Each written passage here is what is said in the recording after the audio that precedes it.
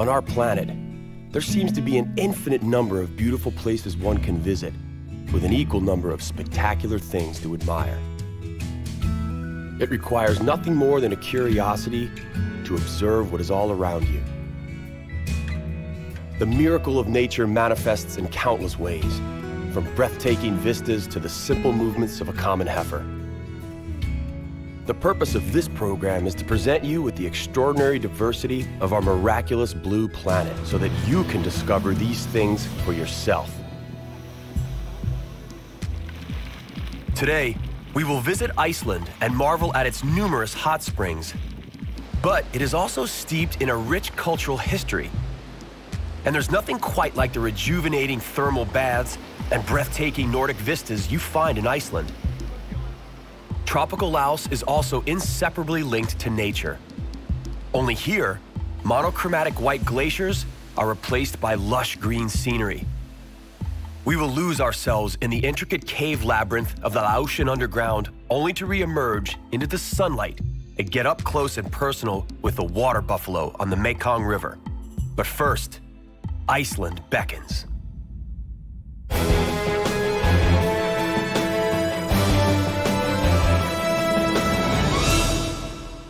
The Republic of Iceland was established after declaring independence from Denmark in 1944. The island's history, however, dates back centuries. Ingólfur Arnarsson, one of the very first Viking settlers, admired Iceland's endless plains and volcanoes as early as the year 874. The land was arable, and only 60 years after Arnarsson's arrival, some 1,500 farms had established themselves here. Ingólfur landed in Iceland in a drakkar, a traditional Viking ship that, at the time, was also considered a devastating warship. Jan Gunnar Arnarsson built a memorial to this ship called the Solfar in the port of Reykjavik. Ingólfur Arnarsson is closely linked to this place. Over 1,000 years ago, he settled precisely here. At that time, he called it the Smoky Bay. Today, we know it as Reykjavik. There exists no name more appropriate for this place. Fuming hot springs rising from the underground at temperatures between 98 and 102 degrees Fahrenheit are ever present. There's no reason for Icelanders not to bathe in them all year round. However, the most famous Reykjavik bath, the Blue Lagoon, isn't natural. It came about as a direct result of the Svartsengi geothermal power station, which releases processed water back into nature. Why not make use of such a handy byproduct for a bit of fun and healing? The Blue Lagoon water is rich in silicon dioxide. It is beneficial for healing skin disease such as psoriasis. However, the white masks are the main reason why people go into the warm water. This is some pretty amazing mud. It cleanses, nourishes, and rejuvenates the skin. Mineral water is so common in Iceland that you are bound to find it in just about any pond. The vast island feels almost uninhabited, with its population of only 320,000 people. Their homes are dispersed over immense plains and beneath high mountains. The isolation of these homesteads is hardly surprising, since a third of Iceland's population lives in the capital. The rest preoccupy themselves mostly with farming. Momentary appearances to the contrary notwithstanding, life in Iceland is continuously under threat from harsh winters and volcanic activity. The first generation of settlers to this land were not daunted by either the ash nor the bitter cold. And so, in the year 930, they established one of the first parliaments in the world, called the Althing. The Althing gathered beneath a steep, sheltering rock face. It served as protection from the sharp wind for the speaker and its members. The sheltering was necessary because one would otherwise never be able to be heard over the lashing wind. And without shelter from the bitter cold, none would have been motivated to pursue something as tedious as politics. The activities of the Althing were interrupted in the 13th century when its efficiency was undermined by quarrels among the chieftains of the various settlements.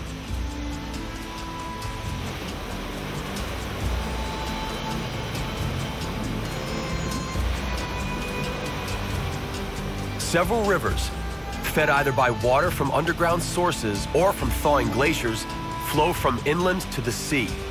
The longest, Pjorsa, is only 230 kilometers long. The shortest ones measure just several hundred meters. Each and every one of its 17 waterfalls are unique in one fashion or another. Its hostile and mostly barren landscape strongly resembles that of New Zealand.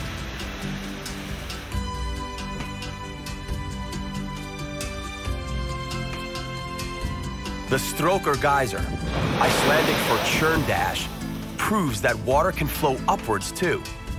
Stroker first appeared in 1789 as a result of an earthquake.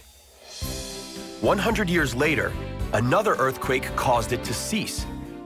It was only in 1963 that the locals uncorked it, enabling Stroker to happily explode and sputter on just as it used to. Magma heats the water to 120 degrees Fahrenheit. As the water cannot evaporate through boiling, it simply erupts every 10 minutes in a 20-meter-high geyser exploding from its depth of 23 meters. The mineral-rich water creates mineral as well as sulfuric sills. In Iceland, these encounters are commonplace.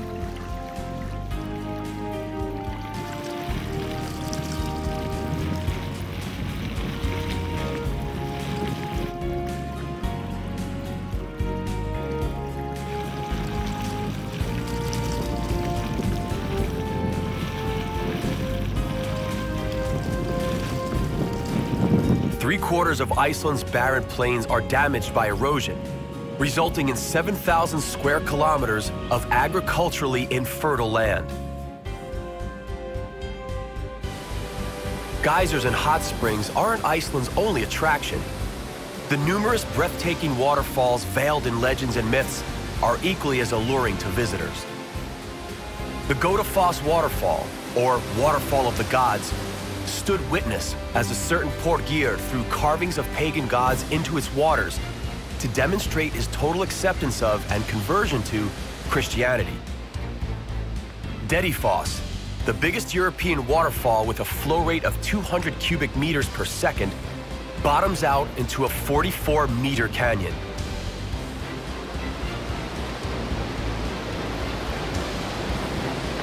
More than 1,000 years ago, the Vikings introduced a very special breed of horse to the island. All these years later, this horse has earned its right to be considered part of the Icelandic family. The Icelandic horse has adapted well to withstand the harsh winters. It also has a rather long lifespan. The Icelandic government prohibits the importation of other horses or the return of previously exported horses back into the country. Local horses are protected from importation-borne diseases and enjoy excellent health. Because the terrain seems endlessly mountainous, the horse is often the only practical means of transport. It is commonly used to look over one's farm or reach a neighboring homestead. These horses are well known for their stability and sure-footedness. Icelandic horses harbor explosive energy, which is evident in a particular fast-paced gait. It is called tolt and is innate to the local horses. Thanks to tolt, a fast ride on such a horse is pleasant even for a complete beginner. Original farmhouses from the 10th century were usually made of stone, clay, and grass, as trees hadn't been planted on the island, and the craftsmanship of brick burning had not reached Iceland yet. Vast fertile valleys are protected by barbed wire fencing against an enemy from the domesticated range, the sheep. Sheep flocks are capable of quickly destroying the thin layer of volcanic soil out of which grasses and plants grow. The fragile ecosystem requires protection. No sheep are in sight at the foot of the volcano. Plant life is compromised by the continuous landslides and a minimum of nutrients in the soil. Until the 18th century, people were sent to inhospitable areas for punishment. Unless they were able to settle close to a hot spring, they did not usually survive the bitter winters. Life here is indeed minimal. The landscape is devoid of color, save for a few alpine plants. Fortunately, The waterfalls are spared the curse of hydroelectric plants, principally as a result of the more popular geothermal power plants. As a result, the waterfalls remain unspoiled and beautiful, attracting visitors from all over the world, including those who have seen both the Victoria and Niagara Falls.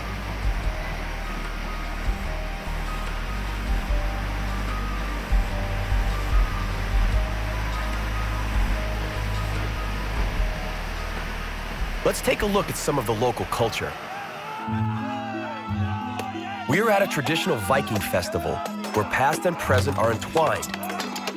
Icelanders, seen here feigning the battles of their ancestors, may be separated by a couple of centuries from the real Vikings, but genetically speaking, they are very close. Iceland is something of a genetic tin. Iceland has never had mass immigration. The largest immigrant population comes from Poland. Today, the Polish descendants only number about 8,000 people. Icelanders thus form an excellent genetic sample of Homo sapiens. Icelanders today are less warlike than their descendants, but Viking blood still courses through their veins. Icelanders are also known for their love of singing. Two Icelandic singers that are internationally known are Sigur Rós and Björk. They take great pride in Tvísöngur, a duet which apparently gives every real Icelander the shivers. Paul Logason managed to throw a 140-kilogram stone over the hurdle 10 times and has become the definite winner of the competition. The origin of the traditional Viking festivities is not merely a way to pass the time. The disciplines that have been carefully selected are designed to develop dexterity and speed, historically indispensable qualities during raids. The maidens are trying to beat the drum at the blindfolded Vikings' feet. And here, ear-pulling tests the threshold of pain. Iceland is also a place of tranquility, natural balance, and almost meditative nooks. In the summer, many places, uninhabited by man, attract adventurers wishing to test whether they are capable of surviving a week in the wilderness without the internet or a cell phone. Here, they must be able to survive using only their equipment and supplies.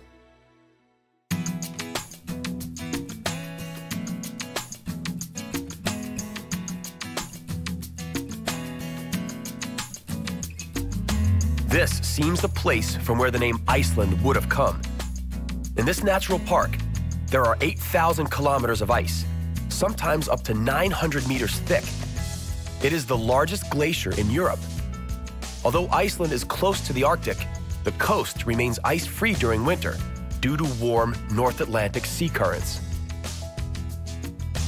Even a thawing glacier can pose a great threat. Problems with wild water are not uncommon.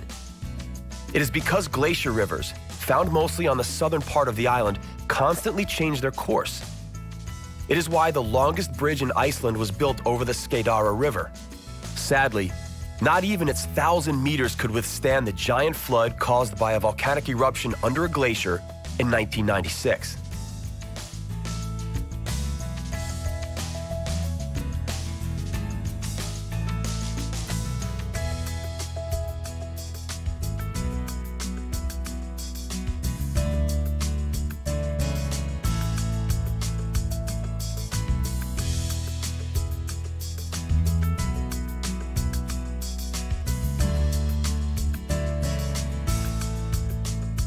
Looking at the mass of thawing ice, one cannot but ponder the question of global warming. It could bring a fast end to the glacier. Here, the situation is not grave just yet. This is what is called calving. As water buoys the iceberg, immense forces coalesce and cause massive ice blocks to break off. The ice block turns in the water, showing the thawed blue part. The color is influenced by the inability of ice to absorb the wavelength of blue light.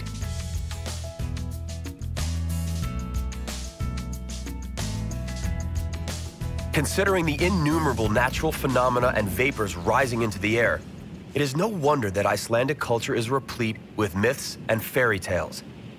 They consider dwarves, elves, and gnomes to be inhabitants of their world and call them the hidden people.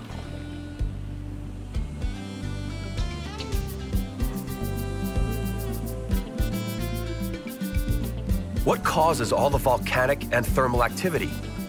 The answer is quite simple. It is right here, beneath Iceland, that the American and European lithospheric plates meet. The immense pressure with which they move against one another not only caused the formation of the island, but also opened numerous vent holes relatively near the Earth's core, causing the flow of magma and minerals. There are over 200 volcanoes, of which 30 are still active.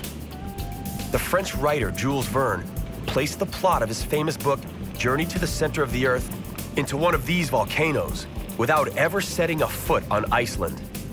Nevertheless, many adventurers have tried to explore these volcanoes using his guidelines. Suffice it to say, none had any success.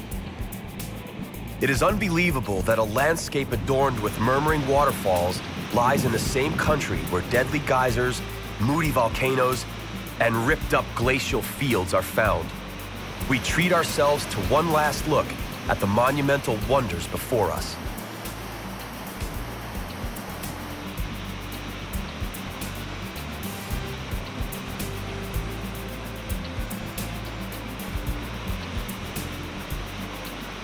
Our journey through Iceland is nearing its end. It was accompanied by the ever-present smell of hydrogen sulfide and an immense amount of energy produced not only from the Earth's core, but also in glaciers, waterfalls, and humans. Should one try to remember a typical view that symbolizes Iceland, it would probably look like this tiny Earth vent, which just won't come to its senses and keeps spouting hot vapor from the Earth's open veins.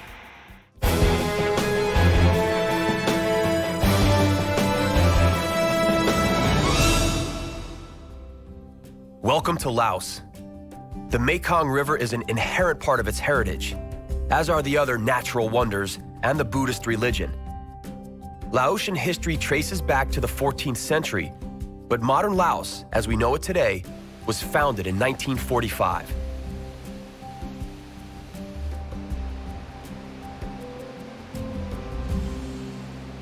We are currently in the provinces of southern Laos. The natural beauty of this region is astounding. It abounds with flavors and scents, and it is truly enjoyable, even if you are on your own.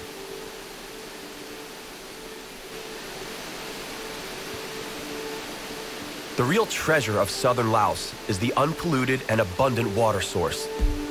Waterfalls are both aesthetically pleasing and also act as an important protection.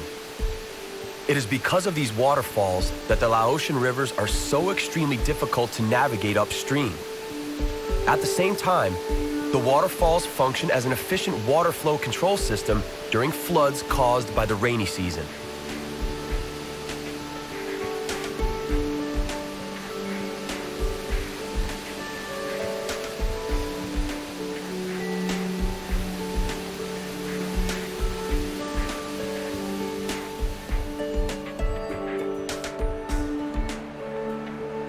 Tranquil waters from Laotian rivers and benign jungles lined with high mountains make up only a small part of Laos.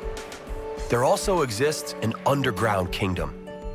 Deep within the mountains, there exists an intricate maze of limestone caves with unspoiled karst formations created over the centuries by erosion from water. These caves are managed entirely by local people. However, there are many more caves that have yet to be fully accessed or even discovered.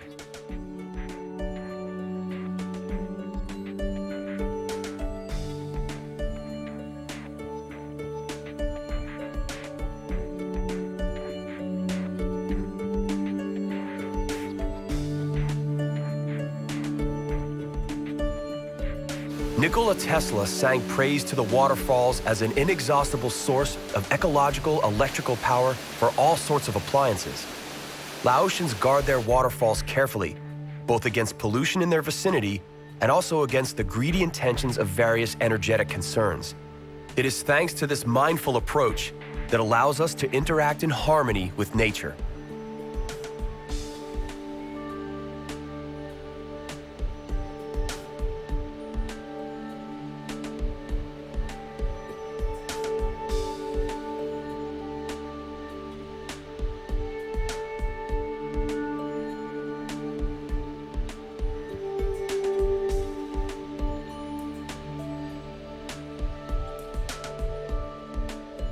The very cause behind the existence of such pristine natural nooks in Laos, such as this one in particular, is nature itself.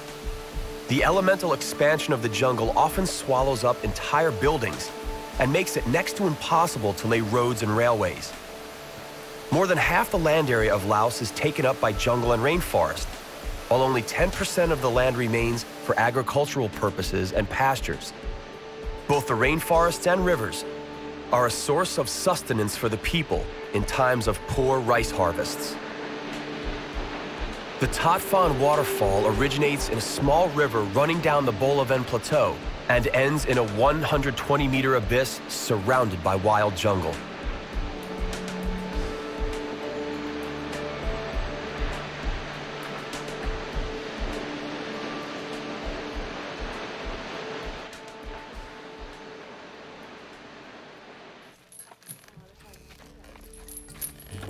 Laos is sometimes referred to as the Kingdom of a Million Elephants, even as the numbers of elephants living in the country are decreasing due to poaching and the relentless expansion of civilization. On the contrary, the number of water buffalo is on the incline. The water buffalo, or Bubalus bubalus, was initially a wild animal, but did not resist the domestication process. As such, over the last 5,000 years, it became a beast of burden used in agriculture and also as a plentiful source of meat and milk. Due to their great numbers, 153 million animals in Asia alone, the water buffalo is nicknamed the living tractor of the East.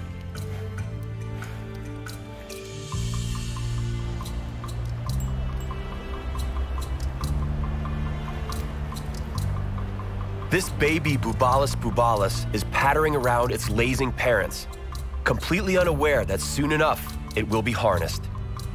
Although seemingly harmless, the water buffalo is statistically a very dangerous animal to humans. The Mekong River is the world's 10th largest river and the 7th longest river in Asia. Its length is estimated at 4,909 kilometers. From the Tibetan Plateau, this river runs through China, Burma, Laos, Thailand, Cambodia, and Vietnam. There are several reasons why it is referred to by many names, including the Great River, the River of Nine Dragons, the River of Miracles, and in Laos, the Mother of all rivers. There is, however, one main reason for the various names.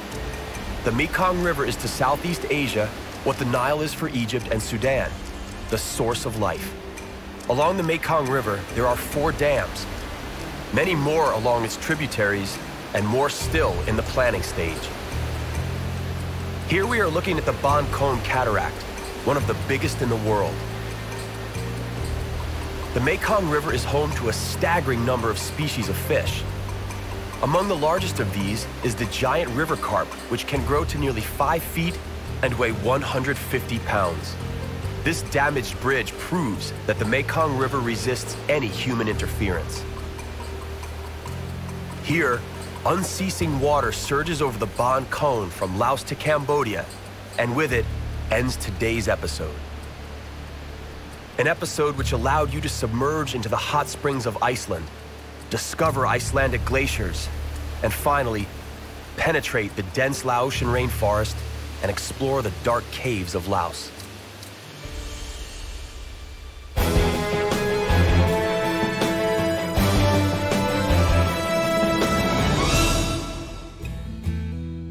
Our journey to the miraculous nooks of our planet comes to an end, for now.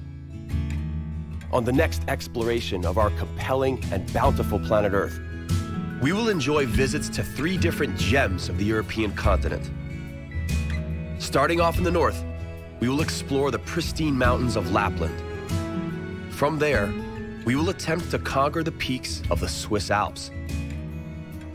From the Alps of Switzerland, we will go to France, where, in the wine region known as Champagne, they know a thing or two about making the best wines in the world.